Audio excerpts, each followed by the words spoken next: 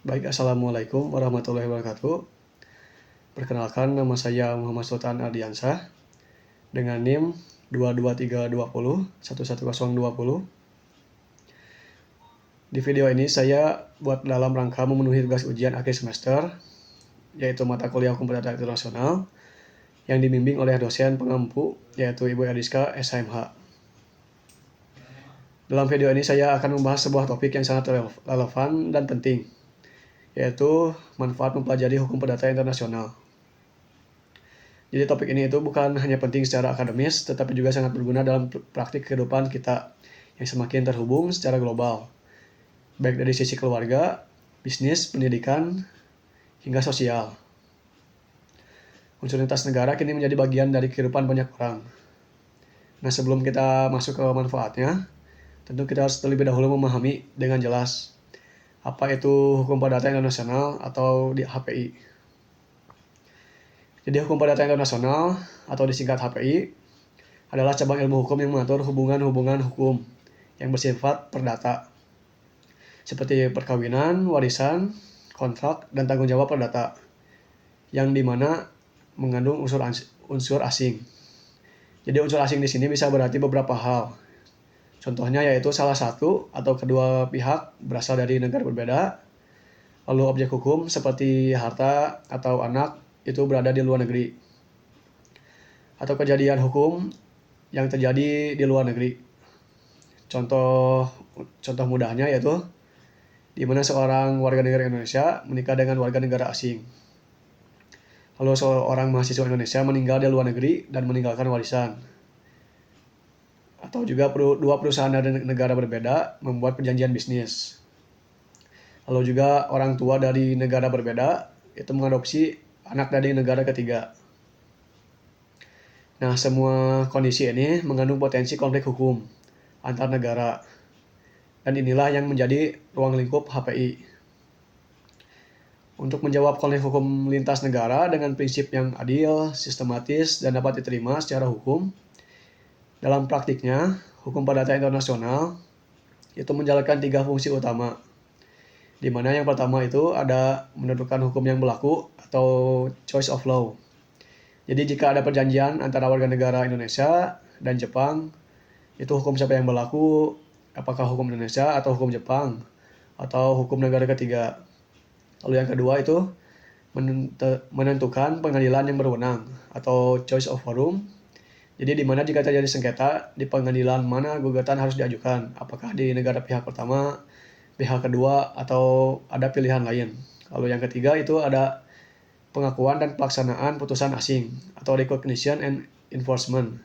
Jadi jika sebuah pengadilan luar negeri telah mengeluarkan putusan, apakah putusan itu bisa diberlakukan di Indonesia dan apa syarat dan prosedurnya tersebut. Jadi maka dari itu, HPI ini menjadi alat penting dalam menjaga kepastian hukum, mencegah konflik yurisdiksi, dan menjamin perlindungan hukum lintas negara. Nah, jadi dalam dunia yang terus berkembang, belajar hukum perdata internasional ini menjadi sangat penting. Jadi berikut adalah beberapa manfaat utama dari mempelajari hukum perdata internasional, yaitu yang pertama, menjawab tantangan globalisasi. Globalisasi membuat batas-batas negara menjadi lebih terbuka. Jadi di mana warga negara Indonesia kini banyak yang bekerja, menikah, belajar, bahkan menetap di luar negeri. Dalam semua proses ini, persoalan hukum akan sangat mungkin terjadi. Tanpa pemahaman HPI, kita bisa kebingungan menghadapi masalah yang melibatkan dua atau lebih sistem hukum negara. Lalu yang kedua, memberikan kepastian hukum ketika terjadi konflik hukum antara dua negara. Jadi HPI ini membantu menentukan hukum mana yang berlaku dan siapa yang berwenang. Jadi ini memberikan rasa aman bagi pihak-pihak yang terlibat, serta mencegah terjadinya putusan ganda atau keputusan yang bertentangan antar negara. Lalu yang ketiga itu mendukung hubungan internasional negara-negara yang membutuhkan dasar hukum yang jelas untuk bekerja sama dalam bidang hukum perdata, seperti pengakuan status perkawinan, adopsi internasional, atau pelaksanaan warisan lintas negara. Disinilah HPI berperan mendukung diplomasi dan kerjasama yuridis antar negara. Lalu yang keempat itu penting bagi praktisi dan akademisi bagi mahasiswa hukum notaris, advokat, dosen atau hakim. Jadi HPI ini salah satu bagian penting dari keilmuan dan keahlian. Banyak perkara yang dihadapi oleh pengacara atau hakim sekarang melibatkan warga asing, dokumen asing, atau hukum negara lain. Jadi tanpa penguasaan HPI bisa jadi penanganan perkara itu tidak tepat. Yang kelima, meningkatkan daya saing global. Dunia kerja global menuntut profesional hukum yang tidak hanya paham hukum nasional, tetapi juga peka terhadap perbedaan sistem hukum antar negara. Pengetahuan HPI ini menjadi bekal penting untuk bekerja di firma hukum internasional, organisasi dunia, atau dalam penyusunan kontrak bisnis multinasional.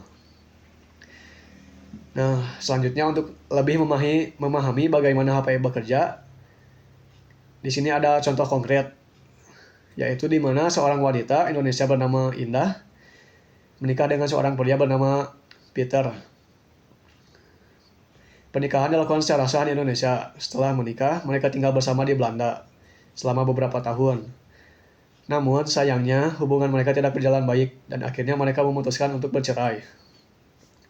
Pertanyaannya di sini itu adalah pengadilan mana yang berwenang memutus cerai? Lalu yang kedua, hukum siapa yang berlaku? Apakah hukum Indonesia atau hukum Belanda? Lalu jika mereka sudah bercerai di Belanda, apakah status mereka otomatis dianggap cerai di Indonesia atau di Belanda tersebut? Lalu bagaimana dengan status anak mereka yang lahir di Belanda? Berdasarkan prinsip hukum perdata internasional, yang pertama itu, karena mereka tinggal di Belanda, pengadilan Belanda memiliki yurisdiksi untuk memproses gugatan cerai.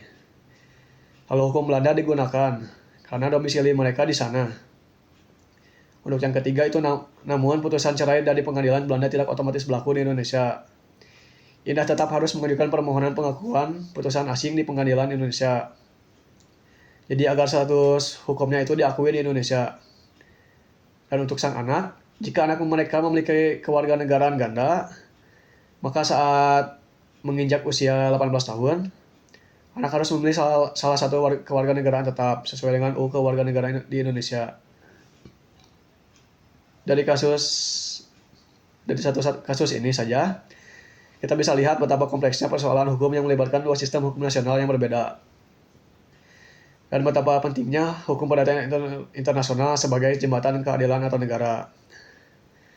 Nah, dari seluruh uraian tadi, kita bisa mengambil satu benang merah yang sangat jelas, yaitu hukum perdata internasional bukanlah ilmu yang abstrak atau hanya berguna di ruang kelas saja. Sebaliknya, ia adalah alat hukum yang sangat nyata.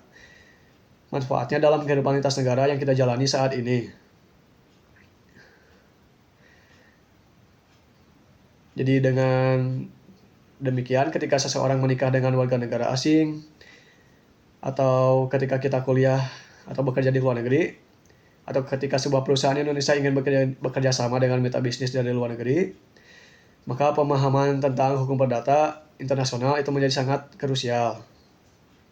Jadi tanpa penguasaan terhadap prinsip-prinsip hukum perdata internasional ini, kita bisa beresiko mengalami ketidakpastian hukum. Seperti yaitu yang pertama, tidak diakuinya putusan pengadilan luar negeri di tanah air.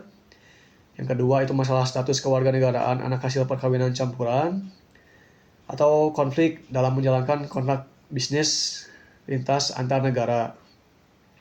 Dan lebih jauh lagi, mempelajari hukum perdata internasional juga membantu kita untuk mengembangkan sikap terbuka terhadap sistem hukum dari negara lain atau asing. Lalu membentuk kemampuan berpikir kritis terhadap persoalan lintas yurisdiksi, dan juga bisa melatih kepekaan terhadap keadilan dan konteks global, bukan hanya lokal atau nasional saja.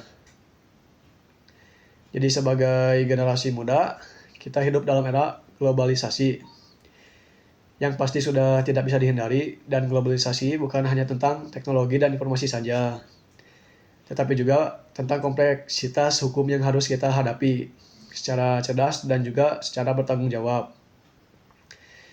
Jadi maka dari itu, memahami hukum perdata internasional tidak hanya membuat kita lebih siap secara hukum, tetapi juga membuat kita menjadi warga dunia yang lebih sadar, bijak, dan siap berkontribusi dalam membangun peradaban hukum yang lebih adil.